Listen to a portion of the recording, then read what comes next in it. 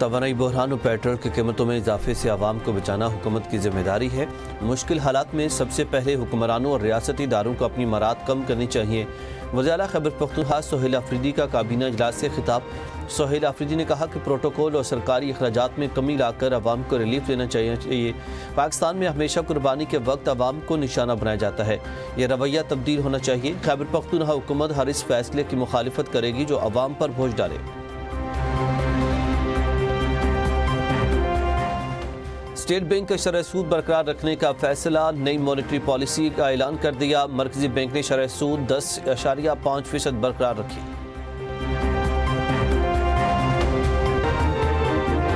पंजाब में पेट्रोलियम मसनूआत की फराहमी और निगरानी के लिए नए SOPs जारी। पेट्रोल और डीजल की ज़ख़ीरा अंदोज़ी के लिए सख्त इक़दाम का फैसला। गैर कानूनी स्टोरेज और गैर मजाज मुंतकली रोकने पर भी कार्रवाई होगी। इंडस्ट्रीज़ डिपार्टमेंट पेट्रोलियम मामलात की निगरानी के लिए मरकजी फोकल डिपार्टमेंट मुकर्रर। पेट्रोलियम मसनूआत की निगरानी के लिए सूबाई सतह पर खुसूसी कंट्रोल होगा।